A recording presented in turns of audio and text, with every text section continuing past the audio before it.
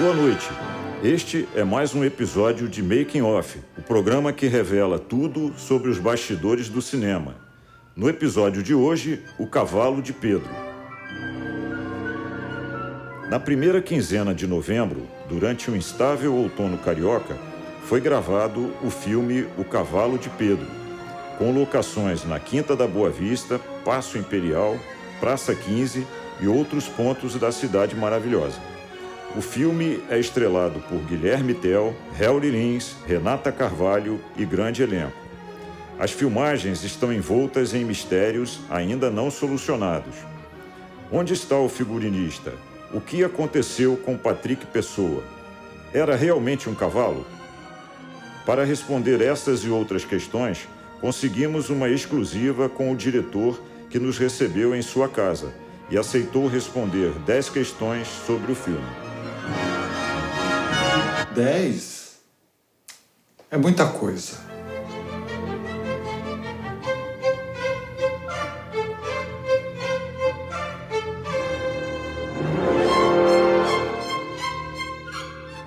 Eu li As Maluquices do Imperador, do Paulo Setúbal.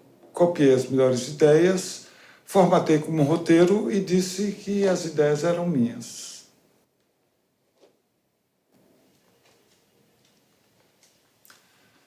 Pesquisa?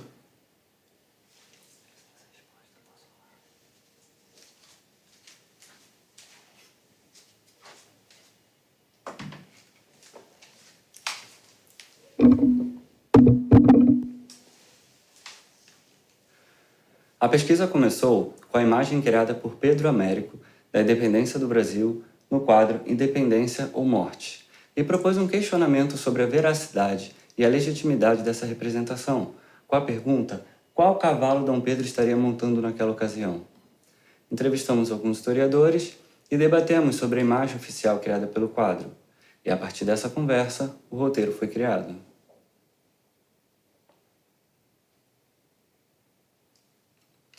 Toda a concepção estética partiu de símbolos da história oficial.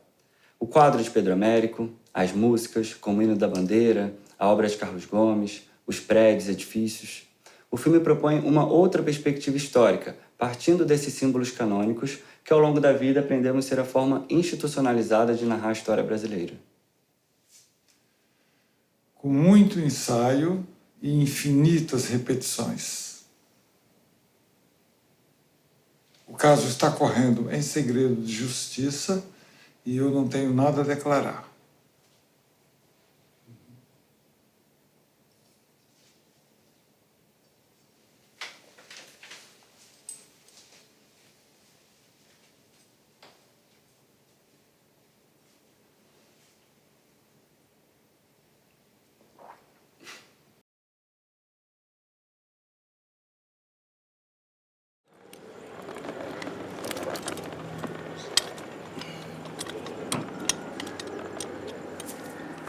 O alongamento sobe de novo. Se ele não conseguir acertar, você acerta, tá, Guilherme? Tá bom. Pode ir, Beto.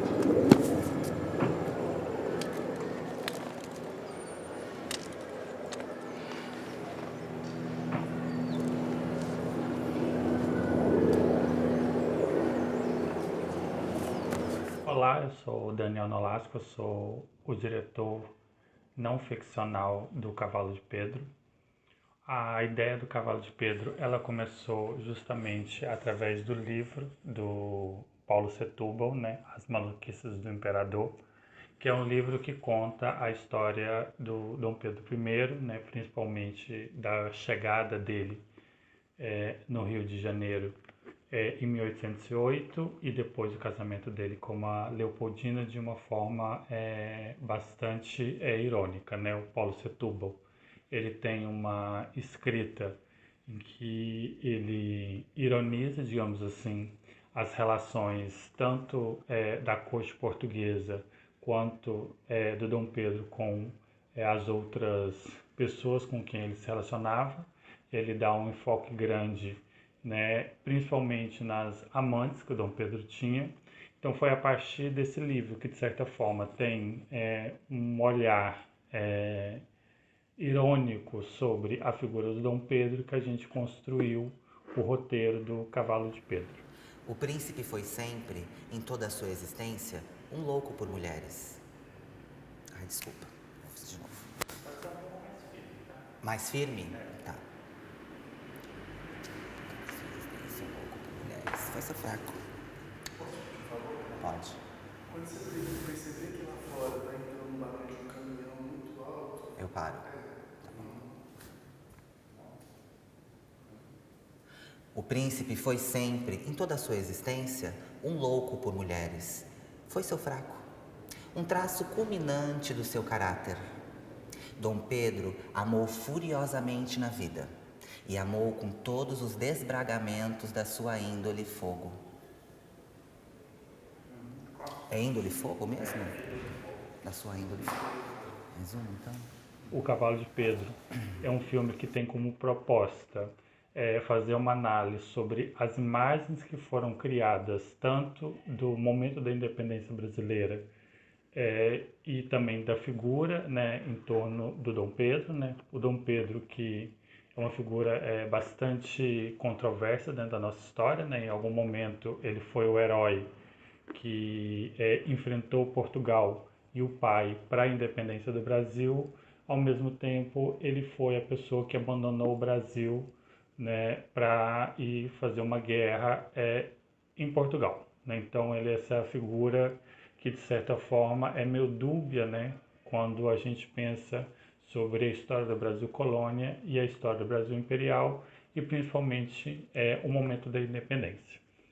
Então o filme ele parte do quadro do Pedro Américo, né? O quadro do Pedro Américo, Independência ou Morte, foi um quadro que foi feito durante o governo, né? O Império de Dom Pedro II. Foi um quadro que o Dom Pedro pediu porque ele queria, de certa forma, resgatar a imagem do pai, né? Essa imagem que estava um pouco abalada dentro do Brasil devido à ida do Dom Pedro I para Portugal. E é um quadro que só vai ficar pronto e ser exposto já no Brasil República, né? Então ele tem essa questão que é um quadro que levou bastante tempo para ser feito, né? O Pedro Américo ele levou, né, alguns anos para terminar o quadro, né, devido até às dimensões do quadro. E quando ele foi exposto a primeira vez, já não existia mais o Brasil Imperial, a gente estava no Brasil República. Então, a partir desses questionamentos, a gente iniciou uma pesquisa e nessa pesquisa a gente conversou com dois historiadores, né, o Paulo Canaus e a Ana Maria Mauad, que são dois historiadores que trabalham exatamente essa questão da história da haste, né, e a história do Brasil Imperial e do Brasil Colônia. E a gente questionava muito sobre se essa imagem que Pedro Américo fez, né, essa imagem épica, né, que está nos livros de história, nos livros didáticos, ela encontrava um reflexo na realidade, né? Se, né, de certa forma, essa imagem idealizada, mesmo dentro dessa idealização, ela conseguiria traduzir, né, um espírito que existia ali na época do Brasil Colônia. O filme ele foi todo filmado em locação. A gente tinha uma vontade de contar essa história filmando nos locais que foram importantes para o Brasil dentro desse período histórico. Então a gente filmou na Quinta da Boa Vista, a gente filmou no Paço Imperial, a gente filmou em algumas ruas do centro que eram importantes, né, nesse momento do Brasil Colônia e também do Brasil Império. Né? A gente filmou também lá no Museu do Ipiranga porque a gente filmou o quadro do Pedro Américo, a gente queria muito mostrar, né, os detalhes dessa pintura do Pedro Américo, porque como é um quadro muito grande, um quadro muito cheio de detalhes, a gente queria, né, estar próximo dessa pintura para a gente poder mostrar os mínimos detalhes, né, de como foi construído essa imagem. Eu também fiquei responsável pela direção de arte e figurino, né, e aí eu trabalhei esses dois elementos de forma diferente, porque o filme é um mockumentary, né? Ele é um roteiro de ficção, mas que ele é encenado como se fosse um documentário. Ele, né, é o que a gente costuma chamar de um falso documentário. Então, como tinha essas filmagens de locação, tinha muito a forma de filmar se aproximava muito como se fosse um documentário. Então, meio que o desafio da direção de arte era meio como, né, utilizar essas locações dentro dessa estética que vai emular uma encenação documental, né? E o figurino é um figurino contemporâneo, né? É um filme que está falando de, né, Brasil colônia e Brasil império, mas que a gente usa um figurino moderno, né? Um figurino que as pessoas utilizariam nos dias de hoje, né? Isso é uma coisa que é recorrente, alguns filmes que trabalham, né, com essa noção de lançar um olhar contemporâneo pela história, né? A gente tem vários exemplos de filmes de época que colocam elementos do contemporâneo, né? Eu acho que talvez o mais famoso seja Maria Antonieta da Sofia Coppola, em que o rei usa um tênis All-Star, né? Que é, né, esse elemento anacrônico dentro desse momento histórico, né? Que revela para o espectador que a gente está falando um olhar contemporâneo sobre a história, né? O figurino do Dom Pedro foi pensado como se o Dom Pedro pertencesse à classe média alta, né? Então ele usa roupas mais formais, né? Camiseta de gola polo, blazer, sempre usando, né, roupa de marca, como se ele fosse uma espécie de almofadinha. Já para criar um contraponto, a gente pensou o Plácido como um esportista, né? Então ele sempre vai usar um figurino que está muito ligado, né, essa estética, né, do esporte, né? Então ele usa calça de moletom, ele sempre está usando uma jaqueta leve, normalmente uma jaqueta que sempre tem algum código visual que a gente consegue identificar dentro desse universo do esporte, né? O figurino também do diretor, do assistente de direção e da figurinista foi pensado de certa forma realistas, né? Como, né, a gente trabalhou com alguns elementos ali que quem trabalha com audiovisual reconhece dentro do figurino como peça que faz parte do figurino dessas pessoas que trabalham com o audiovisual. Pode ir. Que isso? O quê? Agora. Ai, gente. O elenco ele foi escolhido não pensando numa certa similaridade dos atores com as figuras reais, né? Se a gente for pegar o Guilherme Tell, por exemplo, ele não lembra muito o Dom Pedro, mas a gente fez especificamente para o Dom Pedro uma caracterização muito parecida, né, com o estilo de barba que o Dom Pedro utilizava, né, que é para a gente, né, remeter essa ideia, né? A gente não teve uma preocupação de escolher um elenco que parecia fisicamente com as figuras que a gente estava retratando, mas a gente colocou alguns elementos de caracterização que faz com que a gente associe, né, determinado personagem que a gente está recriando com o personagem da vida real, né? Alguns personagens a gente não tem nenhuma imagem que a gente pudesse usar como referência, como o personagem do Plácido, né? O personagem do Plácido, ele é um personagem que aparece no livro do Paulo Setúbal, mas que ele é mais desenvolvido, na verdade, no livro da Isabel Lustosa, Dom Pedro, um herói sem nenhum caráter, em que ela vai falar mais sobre a Real Chaia, né, que era esse esquema de negócios que o Dom Pedro tinha com o Plácido e que meio que sacramentou a relação dos dois, né, e essa amizade que perdurou durante todo o período em que Dom Pedro esteve no Brasil. Olá, meu nome é Cecília Brito. Eu fiz a produção e a produção executiva do filme Cavalo de Pedro. As gravações aconteceram de 22 a 29 de novembro de 2022. As filmagens aconteceram no Rio de Janeiro, em algumas praças, e no Real Gabinete de Leitura, na Escola de Equitação. E uma das dificuldades que nós tivemos foi com relação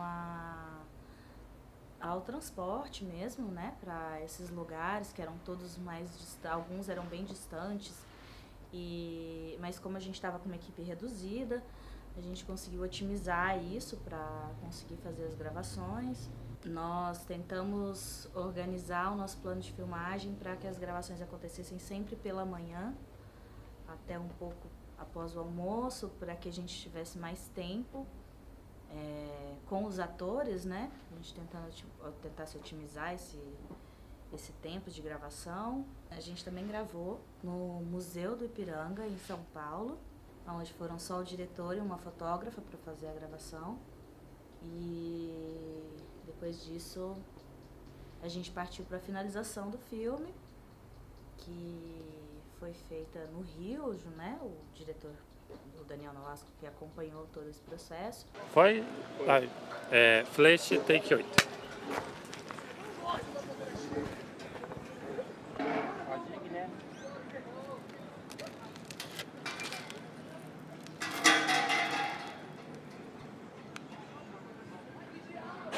Querem pauta? Nossa, né? Pode ir, Guilherme.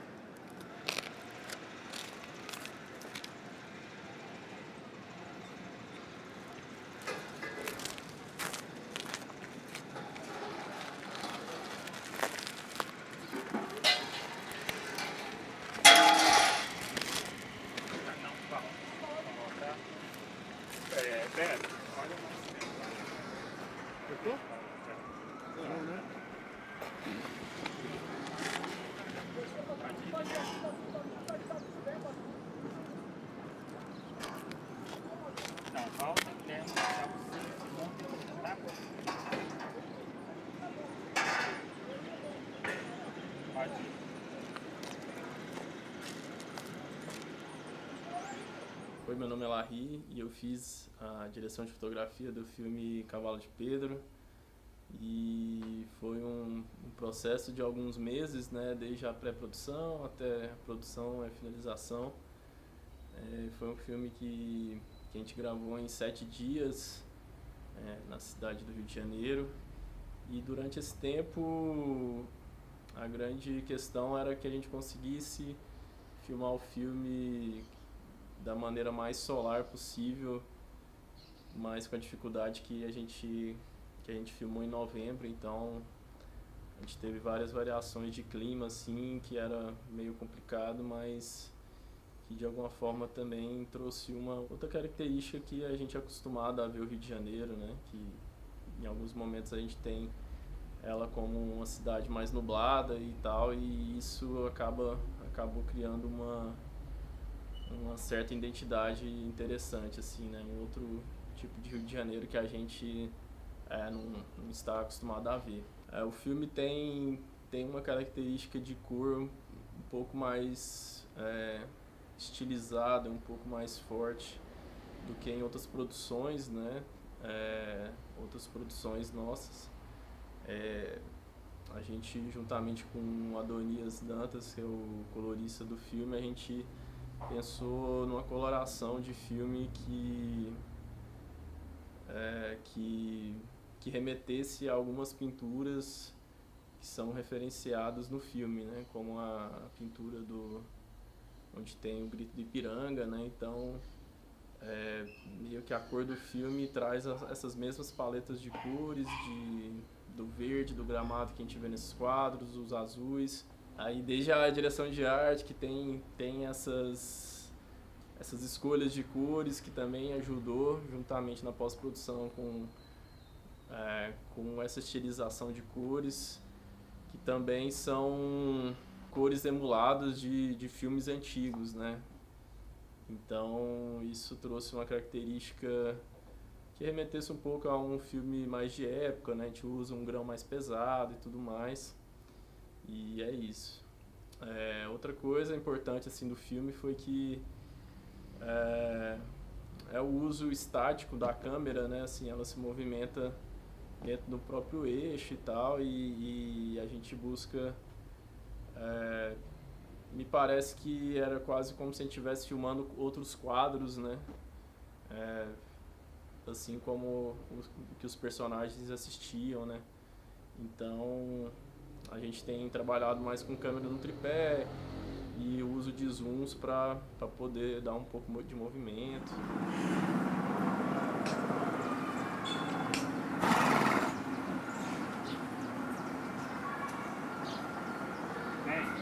Passa aí com um bicho. Menino, esse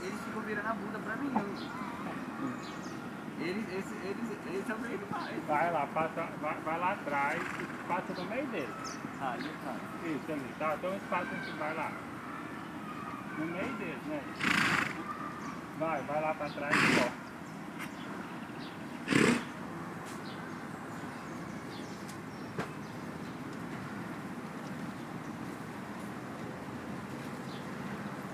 Entra esse cavalo. É que eles se dividem. Na hora, eu tento passar, aí eles passam na frente. Tenta passar no meio deles. Vai lá, tá. Oi, eu sou Guilherme Tel, eu faço o Pedro no filme O Cavalo de Pedro, de Daniel Nolasco, e vou falar um pouquinho para vocês como é que foi a minha experiência na filmagem, também na prévia. O Daniel, ele me conheceu na audição que ele fez para o filme Vento Seco. Eu fui a Brasília, fiz uns testes com eles, só que não fui selecionado para a filmagem, mas já ficou ali uma vontade de fazer um trabalho juntos. E logo depois eu fui ver o Vento Seco e outros filmes dele, e fiquei muito feliz de ver o trabalho dele, achei muito interessante a maneira como ele propunha, né, as temáticas, e ele sempre trabalhando com a temática queer e de uma forma muito bem acabada, e com humor, né, com reflexões, eu achei muito bom. E aí fiquei muito feliz quando ele me ligou para fazer parte desse projeto, que é O Cavalo de Pedro. Aí eu já aceitei de cara. Logo depois ele me mandou o roteiro e também o livro que foi inspiração para ele, que foi As Maluquices do Imperador, do Pedro Setúbal. E já no roteiro e também no livro a gente percebia como que tinha sido a inspiração dele, de onde tinha vindo, né, aquelas proposições que ele colocou para o roteiro. Eu achei muito interessante porque o livro traz para a gente uma maneira diferente de olhar para essa figura histórica, né, imponente, que é o Dom Pedro I, mostrando como que era o dia a dia dele mesmo, né, que ele era afeito a atitudes que hoje em dia seriam recomendadas não para um imperador, né, umas coisas que poderiam ser ditas para... que ele era muito boêmio, né, gostava de transações financeiras pouco respeitosas, né, e aí também já propõe uma relação de cumplicidade com o Plácido, que é o braço direito dele, né? E que o Daniel acentua isso de uma forma muito interessante no curta. E aí eu já fui para o Rio pensando, né, que apesar do roteiro e do livro proporem essa faceta mais, né, obscura, né, o lado escuro do Dom Pedro, que seria escuro, mas assim, nada oficial, né, com esse jogo de cintura, que alguns filmes até colocam, eu preferi manter na minha atuação ainda aquela figura, né, mais centrada, né, uma atitude mais respeitosa, mais elegante, que é o que se espera de um governante com uma coroa do peso de um imperador do Brasil, né? E aí eu fiz essa opção exatamente para poder fazer com que o roteiro, né, e o desencadear das ações fosse mostrar o contraponto, que quando eu colocava ele ainda elegante, o desenrolar das cenas ele ia acentuar ainda mais, né, essa oposição, né, do que se espera de uma atitude de um governante também do que ele realmente fazia e que faz, né, nas ações que o roteiro propunha. E toda a equipe era muito legal de trabalhar, o Larry da fotografia, a Cecília da produção, o Fernando da maquiagem, o Arthur do som, o próprio Daniel, que conduziu de uma forma muito serena, assim. O Daniel é muito bom no set, ele sabe o que ele quer de você, ele cumpre o cronograma de uma forma muito tranquila, e foi muito bom trabalhar com ele.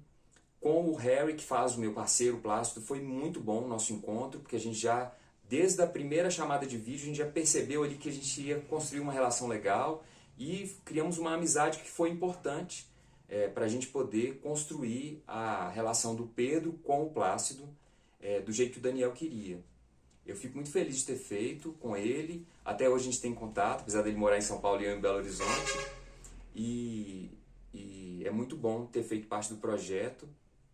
E eu gostei muito do resultado. Eu acho que vocês vão gostar também.